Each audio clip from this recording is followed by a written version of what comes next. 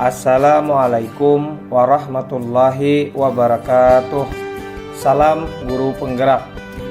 Pada kesempatan kali ini saya Yurli SPD, calon guru penggerak angkatan 9 dari Kabupaten Tapin, unit kerja SDN Bindrang, Kecamatan Lopaikat.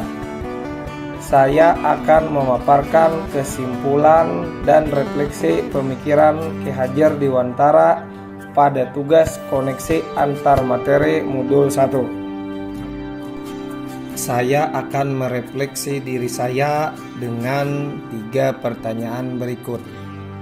Yang pertama, apa yang saya percaya tentang murid dan pembelajaran di kelas sebelum saya mempelajari modul 1.1?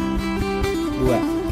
Apa yang berubah dari pemikiran atau perilaku saya setelah mempelajari modul ini? 3. Apa yang dapat segera saya terapkan lebih baik agar kelas saya mencerminkan pemikiran Ki Hajar Dewantara? 1. Yang saya percaya tentang murid dan pembelajaran di kelas sebelum saya mempelajari modul 1.1 ini adalah pendidik menguasai kelas atau teacher centered. Jadi di sini penguasaan kelas sepenuhnya dipegang oleh guru. Kemudian teknik mengajar pendidikan adalah komando style. Nah, jadi di sini guru memberikan instruksi, kemudian peserta didiknya melakukan praktek. Kemudian pembelajaran terfokus pada ranah psikomotor atau keterampilan gerak. Karena yang saya ampu adalah pelajaran PJOK, jadi pembelajarannya banyak di lapangan dan penilaiannya banyak ke ranah psikomotor. Kemudian pendidik kurang memahami karakteristik peserta didiknya. Nah, jadi di sini anak A dan anak B itu saya samaratakan cara memberikan pembelajarannya. Kemudian peserta didik hanya menerima materi dari pendidik, tidak ada umpan balik. Nah, artinya di sini setelah pembelajaran selesai tidak ada terjadi diskusi antara guru dan murid apakah mereka sudah mengerti atau tidak. Jadi setelah praktek langsung dinilai. Yang terakhir, peserta didik kurang mendalami materi karena disampaikan hanya berupa demonstrasi dari pendidik dan dari buku paket. Nah, untuk saat ini saya memberikan pelajaran kepada peserta didik saya dengan metode demonstrasi. Saya praktekkan di depan dan anak-anak sambil membaca di buku paket. Kemudian mereka melakukan praktek sesuai demonstrasi dan yang mereka dapat di buku. Nah, dari sana mereka menurut saya kurang mendalami materi yang diberikan oleh guru. Untuk jawaban yang nomor 2, yaitu 2.1, yang berubah dari pemikiran saya setelah mempelajari modul ini adalah guru berperan sebagai fasilitator. Nah, jadi di sini peran guru adalah untuk bisa menuntun peserta didiknya untuk mengikuti pembelajaran agar materi yang disampaikan lebih bermakna. Kemudian guru bukan satu-satunya sumber belajar. Jadi apa saja yang ada di sekitar peserta didik bisa dipakai untuk belajar, dan sumber belajarnya bisa dari mana saja, termasuk multimedia elektronik atau digital. Kemudian kegiatan pembelajaran berpusat pada peserta didik.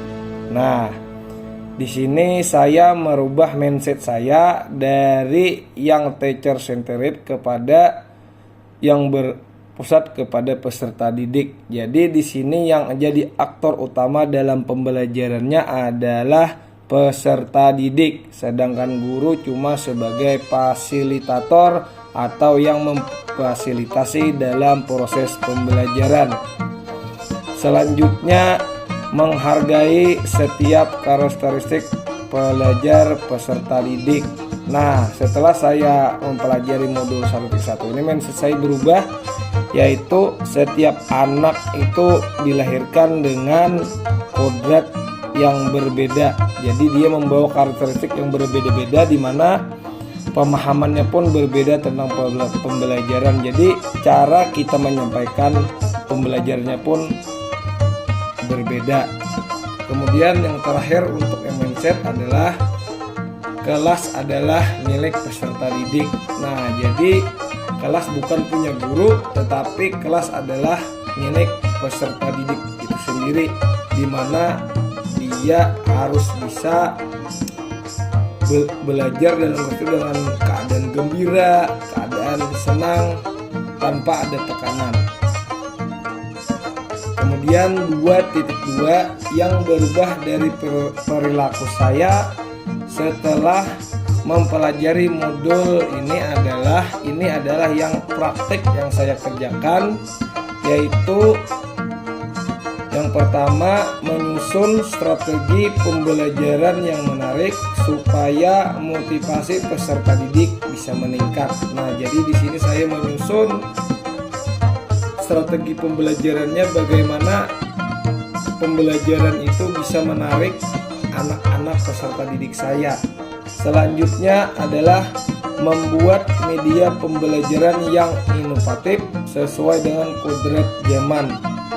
Jadi saya membuat media pembelajaran itu mengikuti zaman, yaitu membuat media pembelajaran multi digital atau memakai video pembelajaran agar anak-anak lebih mudah mencerna atau menangkap materi yang diberikan.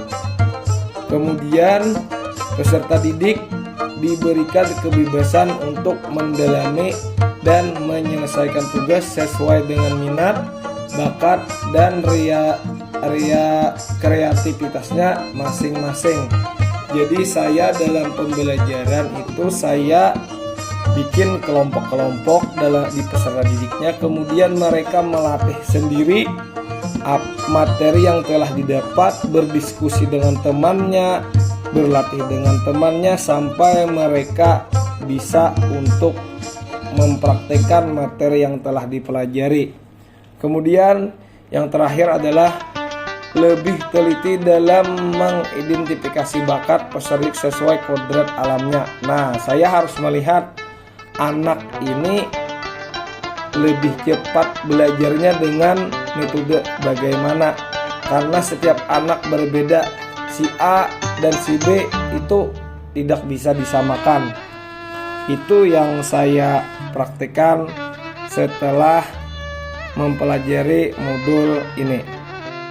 Sekarang lanjut untuk menjawab soal yang nomor 3, yang dapat segera saya terapkan lebih baik agar kelas saya mencerminkan pemikiran Ki Hajar Dewantara.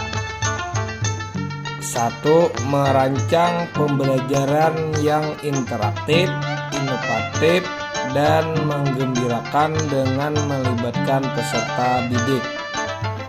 Kemudian yang kedua adalah pembelajaran yang mengkolaborasikan kodrat alam dan kodrat zaman. Kemudian yang ketiga adalah penilaian pembelajaran mempertimbangkan 3 ranah aspek penilaian, yaitu 1. Ranah kognitif, 2.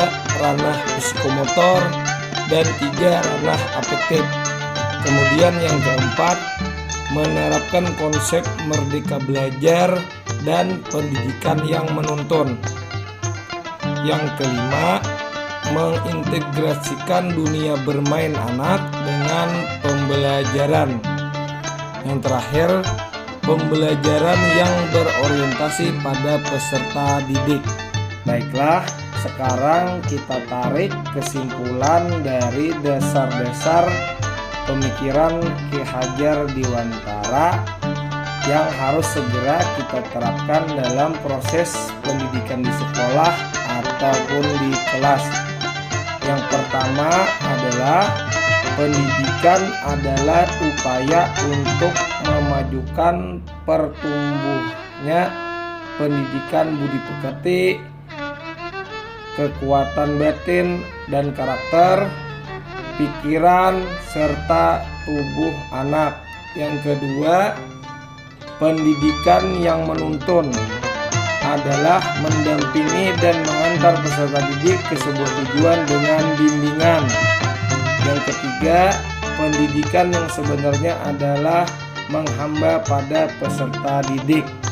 Nah, itulah kesimpulan yang dapat saya ambil dari materi koneksi antar materi filosofis pemikiran Ki Hajar Dewantara di modul 1.1 ini.